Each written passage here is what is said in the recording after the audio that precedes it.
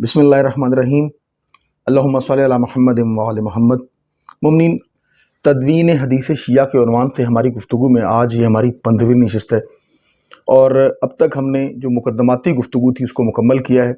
اور انشاءاللہ آج کی اس ویڈیو سے، آج کی اس نشست سے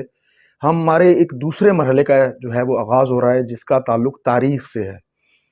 چونکہ تدوین حدیث شیعہ میں جو کہہ لیجیے کچھ ٹرمینالوجیز تھیں، کچھ امپورٹنٹ یعنی کہہ لیجیے کہ بنیادی معلومات تھی جس کو نوجوانوں تک پہنچانا ضروری تھا، اس کو ہم نے کوشش کیا کہ ظاہر ہے کہ مختصر انداز میں نوجوانوں تک پہنچایا، اور اب سے انشاءاللہ ایک ایسے سلسلے کا آغاز ہو رہا ہے جس میں ہم تاریخ کو اس حوالے سے ڈسکس کریں گے کہ امیر المومنین علی ابن ابی طالب علیہ السلام کے اصحاب، یعنی کہہ لیجیے کہ اس زمانے سے لے کر 11 اماموں کے زمانوں کو ڈسکس کرتے ہوئے، بالخصوص امام زمانہ کے چاروں نوابین اربعہ کا آپ سے تعارف کرواتے ہوئے، جو ہمارے مقدمین کہہ لیجیے، جو علماء، ہمارے بزرگ علماء جنہوں نے کتب اربعہ تحریر کی، یا جو ان علماء کے بھی شیوخ تھے، ان کا تذکرہ کرتے ہوئے پھر انشاءاللہ دیگر ہمارے جو متاخرین علماء ہیں، جن میں یعنی علامہ ہلی اور دیگر تمام، یعنی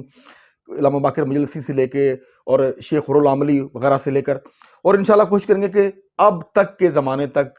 اگر زندگی نے وفا کی اور اللہ تعالیٰ نے توفیق دی انشاءاللہ، اور کوئی شرعی عذر مانے نہ ہوا، تو اس کو قربتاً اللہ کی نیت سے ہم انشاءاللہ کوشش کریں گے کہ یہ سارا جو ہے گفتگو، یہ ساری معلومات اپنے نوجوانوں سے شیئر کریں۔ تو مومنین، آج کی اس گفتگو میں ہم، چونکہ سلسلہ گفتگو ہمارا کتب اصول کی تحریر کے حوالے سے، ہم نے گزشتہ نشست میں آپ سے جناب اصبغ بن نباتہ کا تذکرہ کیا تھا، تو مناسب ہوگا کہ ہم انہی شخصیت سے یا انہی کے تذکرے سے اپنی گفتگو کا، یعنی جو دوسرا مرحلہ ہے اس کا آغاز کرنے، کیونکہ یہ بہت بڑی شخصیت ہے جناب اصبغ بن نباتہ کی۔ تو امین، آج کی یہ جو ویڈیو ہے اس میں ہم جناب اصبغ بن نباتہ کے حوالے سے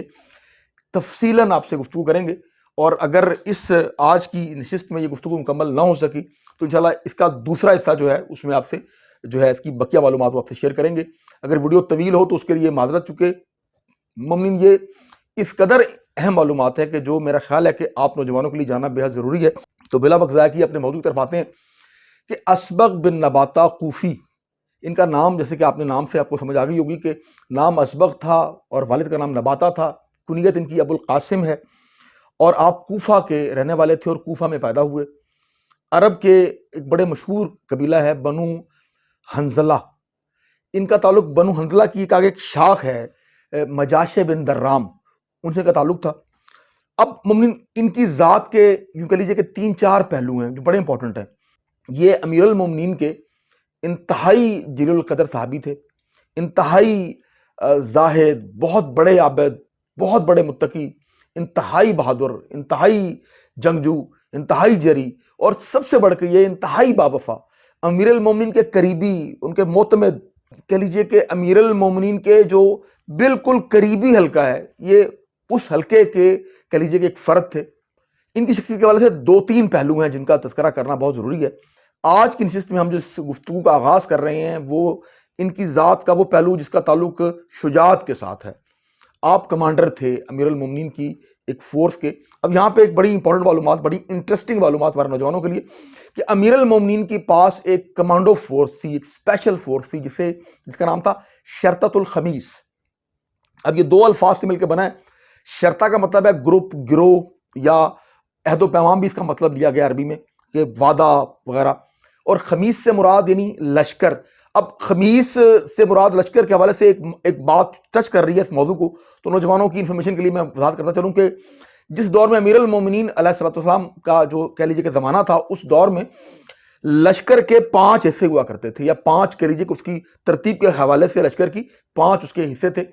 لشکر سے کچھ آگے ایک حصہ ہوتا تھا جسے کہتے تھے مقدمہ، لشکر کا مقدمہ، اس میں کچھ یعنی طرح کے گھوڑا سوار وغیرہ وہ لشکر سے کچھ آگے ہوتے تھے تاکہ دشمن پہ نظر رکھی جا سکے، اس کی پوزیشننگ کو دیکھا جا سکے وغیرہ وغیرہ۔ اس کے پیچھے ساکھ ایک لشکر کا حصہ تھا، اس کے پیچھے قلب لشکر، یعنی قلب لشکر کا جو کہہ لیجیے کہ درمیان کا حصہ۔ دائیں طرف والے حصے کو کہتے تھے میمنہ، اور بائیں طرف والے حصے کو کہتے تھے میسرہ۔ مومنین، میں نے جو آپ سے گزارش کی تھی کہ امیر المومنین کی ایک اسپیشل کمانڈو فورس تھی جس کا نام تھا شرطۃ الخمیس، اس فورس کے اندر جو اسپیشلٹیز تھیں، جو اس کی جو خصوصیات ہیں، وہ یہ ہیں کہ مومنین علامہ کشی نے، یعنی محمد بن عمر کشی نے اپنی کتاب معرفت الرجال میں انہوں نے تذکرہ کیا ہے کہ ان اصحاب نے، ان لوگوں نے جن کا تعلق اس شرطۃ الخمیس کی فوج کے اس حصے سے تھا یا اس کمانڈو فورس سے تھا، انہوں نے امیر المومنین کے ہاتھ پر موت کی بیعت کی ہوئی تھی، یعنی انہوں نے یہ عہد کر رکھا تھا کہ وہ مرتے دم تک امیر المومنین کا ساتھ نہیں چھوڑیں گے، جان قربان کر دیں گے لیکن امیر المومنین کا ساتھ نہیں چھوڑیں گے۔ ان کی ذمہ داریاں تھیں؟ امیر المومنین کی حفاظت، یعنی پرسنل گارڈز کہہ لیجیے آپ، دارالخلافہ کوفہ کی حفاظت، اس کے علاوہ امور مملکت میں امیر المومنین کی معاونت، اس کے علاوہ جنگ کے وقت فوجی قوت کو مجتمع کرنا۔ چونکہ ظاہر ہے کہ آپ کو میں وضاحت کرتے چلوں کہ اس وقت کوئی، یعنی ایسے نہیں تھا کہ فوج ساری کی ساری موجود نہیں ہوا کرتی تھی، جب کوئی جنگ کی صورتحال پیدا ہوتی تھی تو مختلف قبائل سے، چونکہ عرب سارے جنگجو تھے تو مختلف قبائل سے فوجیوں کو بھرتی کیا جاتا تھا یا ان کو جنگ کے لیے آمادہ کیا جاتا تھا۔ تو بہرحال بوقت جنگ فوجی قوت کو جمع کرنا اور اس کو لوگوں کو جنگ کے لیے آمادہ کرنا امیر المومنین کی مدد و معاونت کے لیے۔ بہرحال تو مومنین یہ تو ان کے کہہ لیجیے کہ ان شرطۃ الخمیس کے جو فورس تھی اس کی یہ کہہ لیجیے کہ یہ ذمہ داریاں تھیں۔ اب اس میں ایک بڑی امپورٹنٹ بات ہے کہ ہمارے یعنی کہہ لیجیے کہ سید مہدی بہرالعلوم ایک بہت بڑا نام ہے اہل تشیع میں، بہت بڑے عالم دین گزرے، انشاءاللہ اگر زندگی رہی تو وہ ان کا ذکر بھی آئے گا اس گفتگو کے سلسلے میں۔ ان کی کتاب ہے، اس کا نام ہے انوار الرجالیہ۔ اس کتاب میں سید مہدی بہرالعلوم لکھتے ہیں کہ امیر المومنین سے اس گروہ کے افراد نے جنت کی ضمانت مانگی، تو امیر المومنین علیہ السلام نے ان سے یہ ارشاد فرمایا کہ اگر تم نے جس شرائط پہ، یعنی جن شرائط پہ تم لوگوں نے بیعت کی ہے، اگر تم ان شرائط پر مرتے دم تک قائم رہے تو میں علی ابن ابی طالب تمہاری جنت کا ضامن ہوں۔ یعنی ان لوگوں کو امیر المومنین نے زندگی میں جنت کی گارنٹی دے دی تھی، لیکن میں نے گزارش کر دی شرائط کے ساتھ کہ اگر جس شرط پہ آپ نے میری بیعت کی ہے اگر اس پر قائم رہے مرتے دم تک تو میں علی ابن ابی طالب تمہاری جنت کا ضامن ہوں۔ اب اس گروپ میں لوگ کون کون سے تھے آپ ذرا نام سنیے اور آپ کو اندازہ ہوگا کہ یہ کتنے اسپیشل لوگ تھے۔ جناب مقداد، جناب عمار ابن یاسر رضی اللہ تعالیٰ عنہ، اس کے بعد ابو سنان انصاری، اس کے بعد سہیل بن حنیف رضی اللہ تعالیٰ عنہ، اس کے بعد بہت بہت بڑا نام، آپ حدیث کے ساتھ پڑھتے ہیں تو اس کے راوی ہیں جناب جابر ابن عبداللہ انصاری، وہ بھی اس گروپ میں شامل تھے، سلیم بن ابن قیس ہلالی، اس کے بعد ابو امرو انصاری، یحییٰ حضرمی، اس کے علاوہ حکیم بن سعید، یعنی اس لیول کے لوگ اس کمانڈر فورس میں شامل تھے۔ اور بہرحال اس کی جو تعداد ہے اس کے حوالے سے مختلف روایات ہیں، بعض نے لکھا ہے کہ تقریباً 6000 افراد تھے۔ علامہ طبری نے اپنی کتاب یعنی تاریخ طبری میں تعداد جو ہے وہ تقریباً 40,000 بتائی ہے۔ طبقات ابن سعد میں جو ہے یہ تعداد تقریباً کوئی 12,000 کے قریب بتائی گئی ہے۔ بہرحال جو بھی تعداد تھی اس کی، مومن اس گروہ کے 2 کمانڈر رہے، یعنی اس گروہ کے کمانڈر ان چیف کہہ لیجئے، چیف، وہ 2 شخصیات رہیں۔ کچھ عرصہ کے لیے جناب قیس بن سعد بن عبادہ اس کے کمانڈر رہے، یعنی شرطۃ الخمیس کے، اور کچھ عرصے کے لیے جناب اسبغ بن نباتہ اس کے کمانڈر رہے۔ یہاں پہ میں عام طور پہ کوشش کرتا ہوں کہ معترضہ گفتگو نہ کروں، اور ظاہر ہے کہ مجھے کوئی شوق نہیں ہے کہ معترضہ گفتگو کر کے اور T20 کا میچ کھیل کے تو راتوں رات شہرت کی بلندی پہنچنے کی۔ الحمدللہ میری چونکہ ان تمام کاوش کا مطلب جو ہے وہ صرف قربتاً الی اللہ، اپنے نوجوانوں تک اس علم کو پہنچانا یا اس علم کو پہنچانے کی کوشش کرنا جس کے بارے میں گفتگو بہت ہی کم ہوئی ہے یا کہہ لیجیے کہ نہیں ہوئی، یعنی علم حدیث۔ تو لیکن کچھ بات، ایک آدھ جملہ معافی مانگ کے اگر کسی کی دلداری ہو تو، کہ سعد بن عبادہ کا چونکہ نام آ گیا اور میں نے عرض کیا کہ قیس بن سعد بن عبادہ جو کہ جناب سعد بن عبادہ کے بیٹے تھے وہ اس کے کمانڈر رہے اس شرطۃ الخمیس کے۔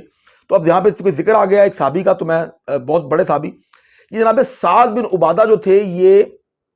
مدینے کے رہنے والے تھے، انصاری تھے، بلکہ یوں کہہ لیجیے کہ انصار کے سردار تھے، اور بہت زیادہ مشہور تھے اپنی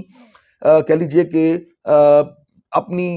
جود و سخا کے حوالے سے، بہت لوگوں کو یعنی کھانا کھلاتے تھے۔ امیر المومنین کی شادی کے یعنی جو تزویج کا معاملہ ہے اس میں بھی ان کا کردار ہے، وغیرہ وغیرہ۔ بہرحال بہت سی ان کی 2 بڑی اہم باتیں ان کے حوالے سے، انہوں نے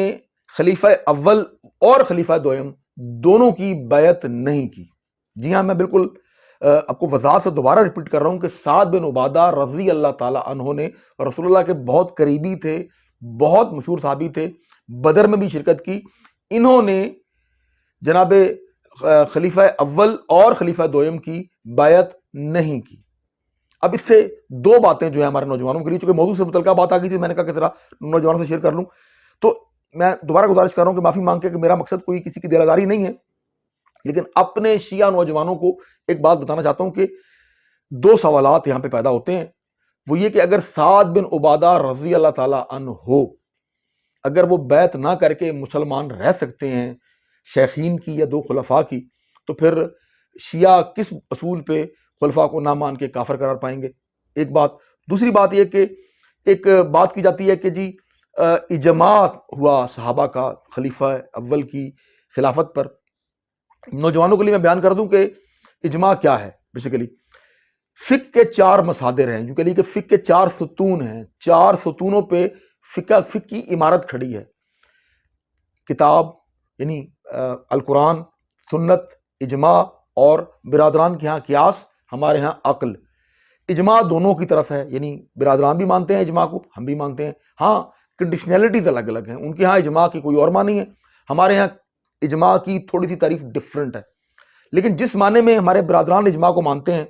یعنی تمام لوگوں کا یا تمام علماء کا، اور ان سے سب سے بڑھ کے جو اجماع ہے وہ ہے صحابہ کا. تو ان کے مطابق، یعنی برادران اسلام کے مطابق، اہل سنت کے مطابق، اگر تمام صحابہ کسی بات پہ اکٹھے ہو جائیں تو وہ اجماع ظاہر ہے کہ ان کے نزدیک ایک حجت ہے. تو ان کا یہ دلیل ہے ہمارے بھائیوں کی کہ جناب صدیق اکبر کی بقول ان کے کی خلافت پہ اجماع ہو گیا تھا تمام صحابہ کا. تو اس میں ایک ایکسیپشن جناب سعد بن عبادہ بھی ہیں جنہوں نے یہ بیعت نہیں کی تھی، اور جناب عمر کی بھی بیعت نہیں کی تھی، عمر بن خطاب کی بیعت بھی نہیں کی تھی، اور شام کی طرف روانہ ہو گئے تھے. بہرحال یہ معلومات امپورٹنٹ تھی، میں کہا نوجوانوں سے شیئر کر لوں. تو مومنین، جناب اسبغ بن نباتہ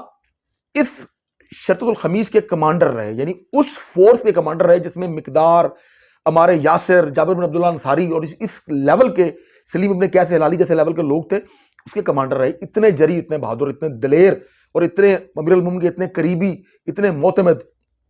اور ایک حوالے سے میں انشاءاللہ اگلی گفتگو میں، اگلی ویڈیو میں جو گفتگو مکمل کروں گا تو راوی حدیث کے حوالے سے ہم گفتگو کریں گے، اور اس میں میں آپ کو بتاؤں گا کہ امیر المومنین کی شہادت کی جو روایت ہے اس کے راوی بھی یہی جناب اسبغ بن نباتہ ہیں. سیدہ صلوات اللہ علیہا کی قبر کے حوالے سے جو روایت ہے اس کے راوی بھی جناب اسبغ بن نباتہ ہیں. علاوہ ازیں اس تمام گفتگو کے دوران میں آپ کو یہ بھی بتاؤں گا کہ حدیث کی اہمیت کیا ہے، کس طرح امیر المومنین کے صحابی حدیث کے لیے بے چین رہتے تھے، کس طرح حدیث کے لیے وہ تڑپتے تھے، کس طرح بے قرار رہتے تھے، کہ خود امیر المومنین علیہ السلام کی شہادت کے وقت، یعنی ضربت لگنے کے بعد جو ایک ڈوریشن گزری ہے، اس میں جناب اسبغ بن نباتہ کی امیر المومنین سے ملاقات کا قصہ آپ کو بیان کروں گا انشاءاللہ اگلی نشست میں. تھوڑی سی طوالت کی معذرت. اور میں بیان کروں گا کہ کس طرح یہ صحابی امیر المومنین سے حدیثوں کو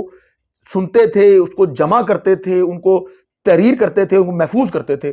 تو اس حوالے سے جو ان کا شوق تھا علم حدیث کو جاننے کا، یعنی علم دین کو جاننے کا دوسرے لفظوں میں، کیونکہ دین بغیر حدیث کی ہے ہی نہیں، تو وہ بھی آپ سے میں بیان کروں گا انشاءاللہ اگلی نشست میں. اور کوشش کریں گے کہ اس یعنی موضوع کو کاملاً ڈسکس کریں. اگر کچھ ایک آدھ نشست پڑھ بھی گئی تو اس کے لیے ظاہر ہے کہ